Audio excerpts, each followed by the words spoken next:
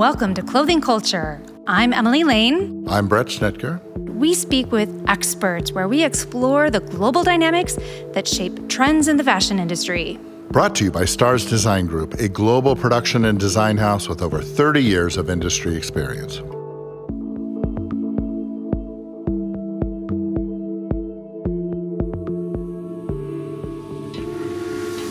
Bonjour, and welcome back to another episode of Clothing Culture. Did you notice my fancy hello today? I did. That was really good. Well, that came especially for our guest who is joining us from France, a fashion designer, Alexandre Nicaud.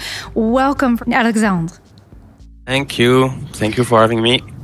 This is the first of our series where we're going to be featuring conversations with designers that are a part of our fashion design community, United Coulture. This is a wonderful group of amazing, talented designers from all around the world that get to collaborate and inspire one another with their talent. And our goal is to really give them a face to the international community. Absolutely. During COVID and our conversations, we found that in many cases, designers were the first to be let go. And I think that we're, in an era of more transparency. I think that the new generation wants to kind of see who's behind, the curtains in terms of different areas, and the rise of this boutique community that's going on. There's a place for designers to be recognized and celebrated, and I believe that United Coulture is a good place for that. Absolutely. And I'm really excited that, Alexandre, you're a part of this community. You have such a wonderful history from, the companies that you've worked for, and of course, in your own really wonderful boutique brand. So all of which we'll explore a little bit more today. But what I'd like to start diving into first is just kind of learning a little bit about your history. Like, what inspired you to become a fashion designer? I think many things. I was thinking about that today because I don't think about that so much. When I was young, my mom was an hostess on the Concorde, the plane, the famous plane, supersonic. So she met a lot of celebrities and model and everything, and she told me a lot of stories about that. And I think that I was fascinated when I was young by that. There is a second point, and I'm sure this, when the soccer World Cup in '98, they opened a big stadium, and Yves Saint Laurent made a really nice fashion show in there. And it was, I was 10 years old, yeah. And it was always in my mind during my scholarship and everything. I did a lot of things after I was more into scientific content. So I made microbiology. And that was not fashion at all, but I needed to create. So at 25 years old, I get back to school in graphic design. But graphic design was always just a piece of paper to me. The idea was not living. So I really wanted to have the design in one hand and something moving and really close to the body. So you wear the design, you make it living, and that's why I wanted to go in a fashion school, and that's the beginning.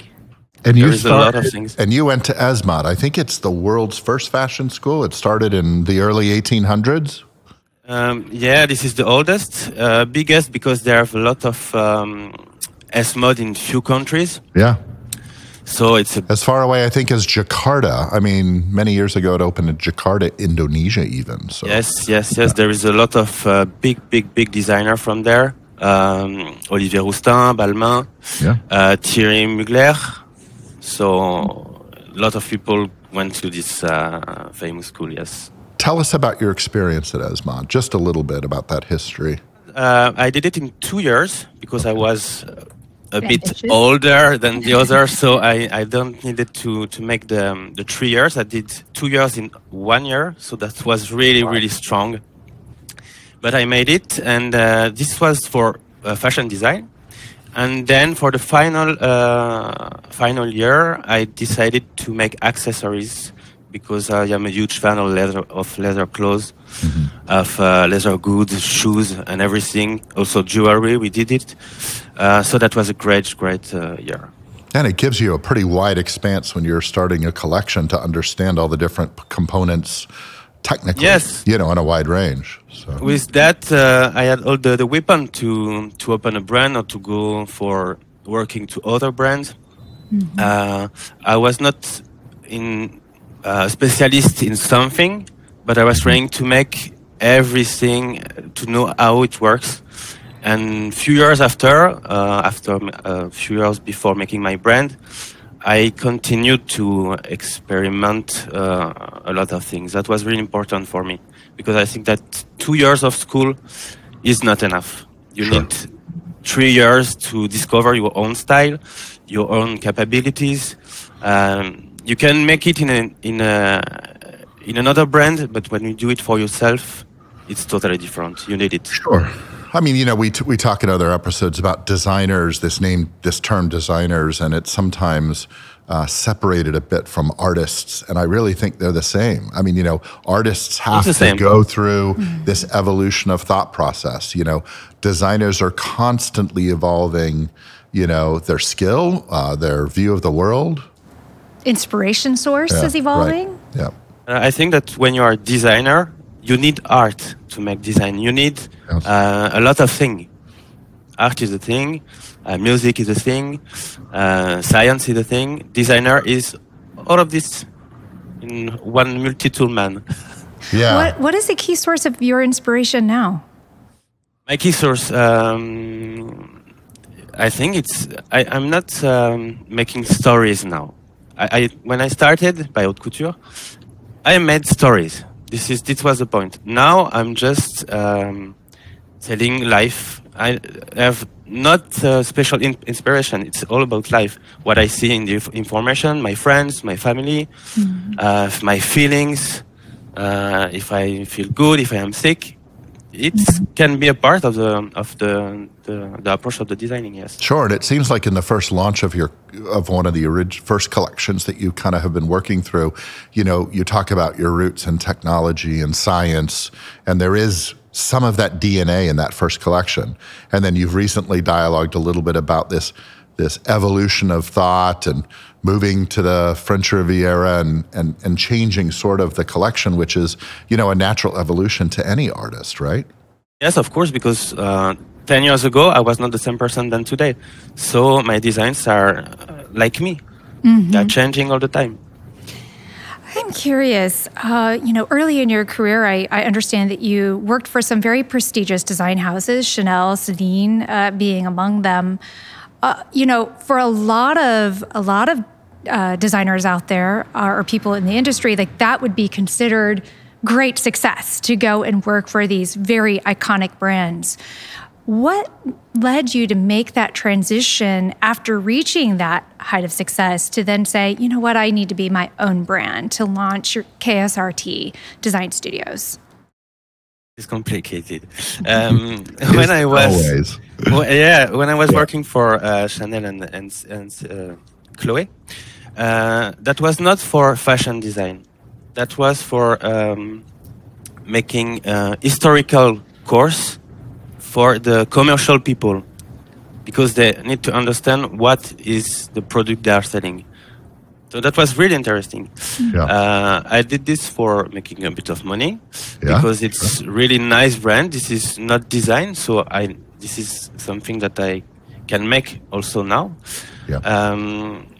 And I was still young, so I said to me, it's now or never. If you don't try to have your brand now, you will stay at Chanel, you will stay at Chloe, you will have a nice salary, and then you can't go back. And you chose haute couture, and there's all these different decisions in the apparel industry to go down. That business to me, as I look at it today, and we look at that contrasted with a lot of Gen Z that's going on, and certainly that's geographic. We're seeing this evolution of Gen Z in the US that's talking all about sustainability and radical transparency and, all these different elements. Do you feel that, haute couture is embracing those changes? Or, how are they seeing the evolution of their brands, and how are you seeing it? Is it happening in France the same as it's happening, let's say, in the US? Concerning the Gen Z, it's a bit complicated because they are still teenagers. Yeah. They are not adults now. They were born in the social media world, which is a pretty complicated one. Sure. When you grew up in this world, I think that you always need the approval of people. You need to have your community. You need to have your own tribe. You need to have your king. You need to have your queen, which are the influencers, sure. which are made by the brand. So it's complicated for them to find their own place. And the brands in haute couture, this is different because in haute couture, this is always apart. Haute couture, they are telling stories. They are telling stories about the craftsmanship. This is not a question about if we are in 2021, in sure. 2030. Right. This is for museum. This is for dream. This is for. Well, they're artists. Not for. Right? I mean, yes. They're artists. They're expressing the vision of that brand outward for the world. The question is the world embracing haute couture like not like before? Yeah. No, because before we were talking about style. Yeah. Style was everywhere. Dior, this is Dior. This is style. Right. This is not Right. fashion. Fashion is for the trash.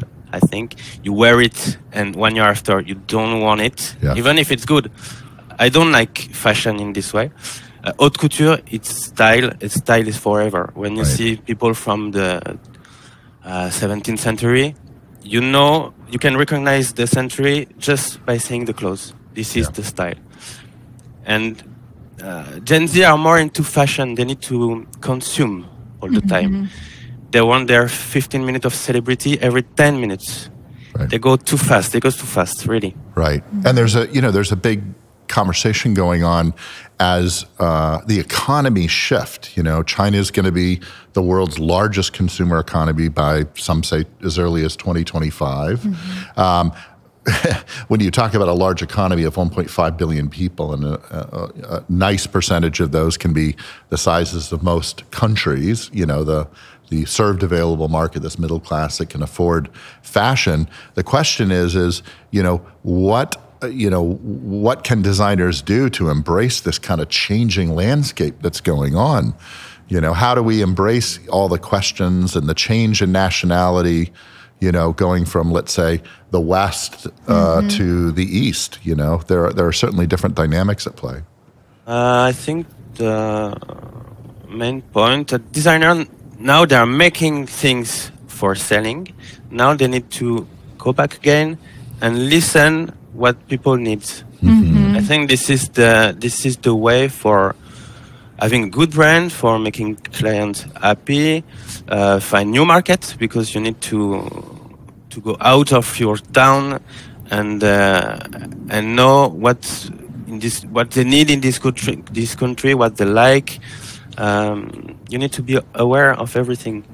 Yeah. Designers need to be aware and not just I am the designer. You buy my clothes because it's me.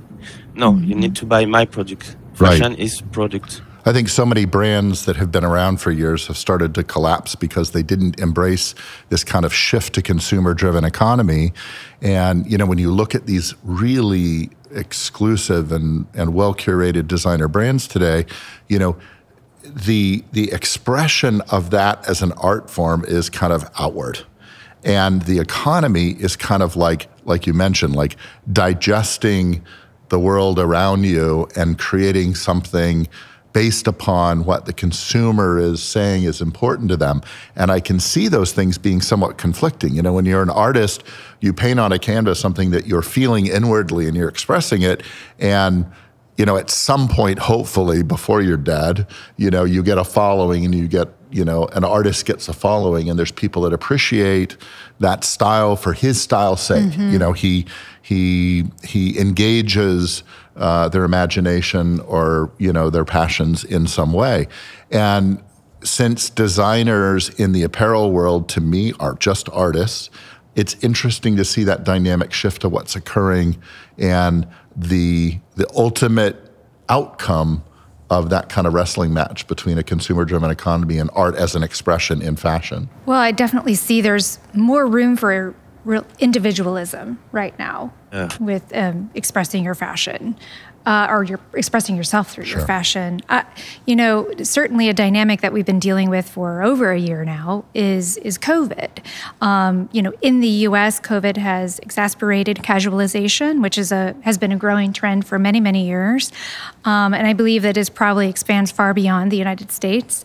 Have you seen the same within Europe? And how is this informing future decisions that you're making from a design aesthetic with your own brand? I think that, it started in Europe a lot. When it started, I was in Italy. I was in Saint Louis just before. I came back from Saint Louis and then go to Milan. So I didn't watch the news. I was not into COVID and etc. But when I went to this Milan airport, they were taking the temperature on your head. And I was like, oh, something is happening. It's going to be quite a bit crazy. So I went in Milan for my showroom, and the boss said to me, listen, Alex, there is a problem. All the potential clients are not going to Milan because of the COVID.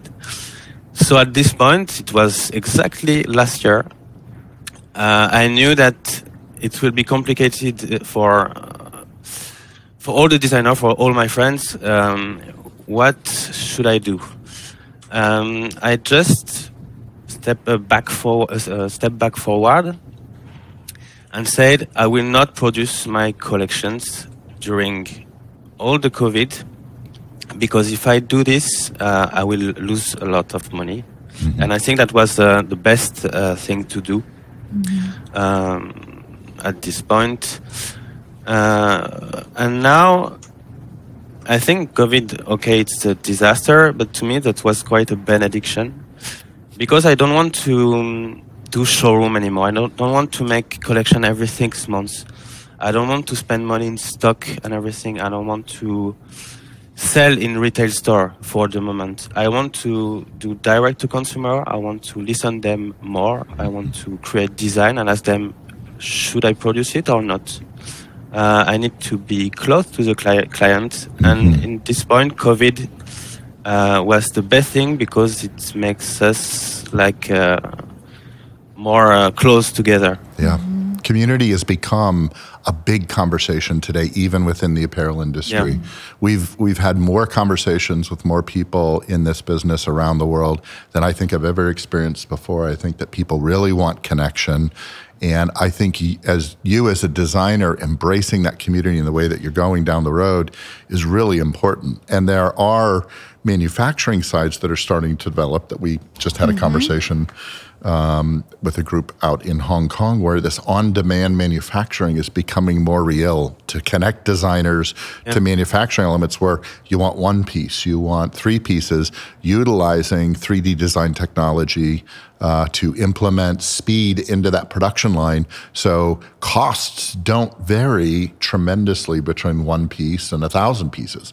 It's a really dynamic thing where all these elements are kind of lining up, where what you've just explained can actually become a reality. And we also,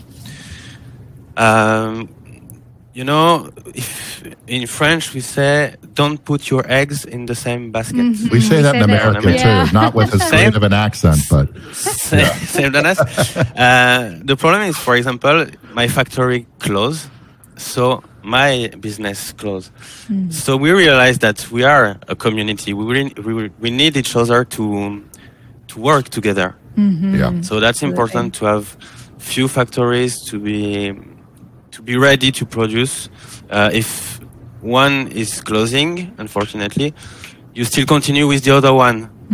So you need to have the plan A to the plan Z to survive. Yeah. It's really important. So we talked about the Zoom era. Yeah, absolutely. I'm thinking about here we are in this age of, digital is on the rise. Through COVID, we've all embraced the opportunity to stay connected with others and continue that community building through technology, through Zoom and other sources. And I'm curious to learn from you your thoughts on how is Zoom life informing future design decisions for you once you get back to making garments for your community?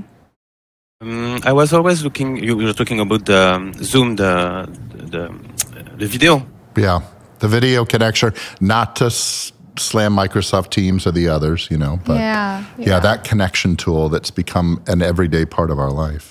But I think that's one of the best things because I can't afford to go to my factories every month. This is in Italy. There is also in Spain. So we used to work with Zoom. I send all my files to them before so they can see it, and then we talk together like we do it now. You are in St. Louis, I'm in Paris. It's really easy to talk. I think it's going to be normal for everybody. For example, my mom is doing it also now. It's amazing. All ages are starting to embrace. We were really far away. I was really far away from my mom and my dad. They were really far away from my brother because we are all in the France everywhere. But we can make meetings like that, and it's cool. It works for the family. It works for working. I think this is really really nice. From a collection standpoint, no one's going to wear pants anymore. That's the problem, right? You can only do tops now. Well, that's what I was actually going to inquire. Are your collections going to be more focused on tops as opposed to bottoms now? I don't know. I think that my best thing for me for designing is dresses. I like it. I am not so much into tops and pants and everything. I am really on dresses. That might be a challenge for you, Bret. It could be. Could be for sure. We can think about it. Yeah, why not? Right. Very why comfortable. Not? This is the future. So when we think about all this digitization of what's going on and all the avenues, direct to consumer, the Zoom life, online sales, et cetera, we've had a few conversations about this. The move to 3D as a designer, so much of the design world has kind of not evolved rapidly in terms of technology. How do you feel about 3D as a design tool? Is that something you're interested in? And do you think that's going to continue to become more commonplace? Yeah, I am a lot. As you see, I have the headset VR.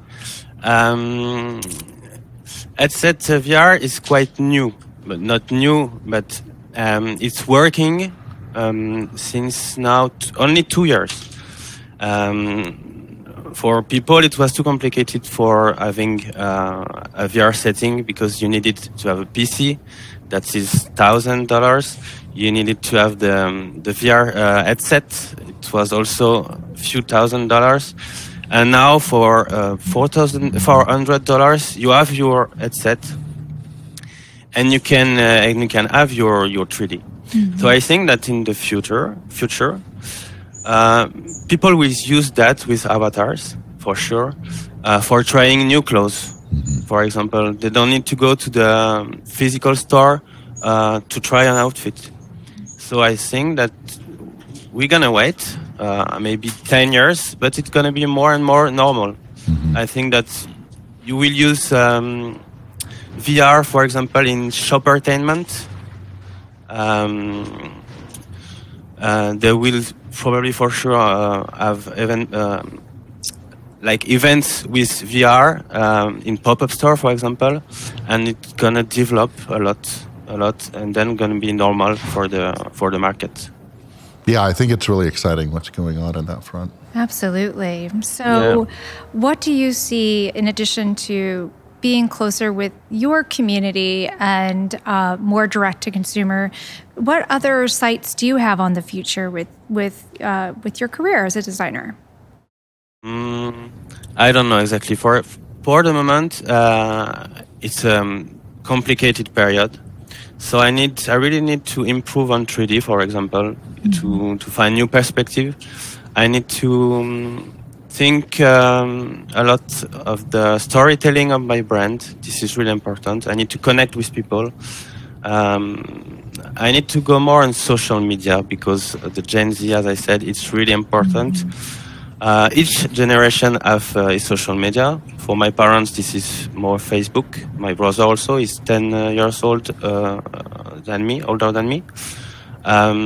For me, it's Instagram, of course. I am 36 years old. For my nephew, nieces, this is TikTok, Right. Snapchat, of course. Yeah. And I think for me, I need to be on all of those because I need to try to touch all the generation because I am making clothes not for people of my age. My mom can wear it, for example. My niece can wear it. She's really young, so I need to connect with people on social media. Even if I don't like that so much, but it's a good window on my work. You know, you've been so celebrated. You've won so many awards, and yeah.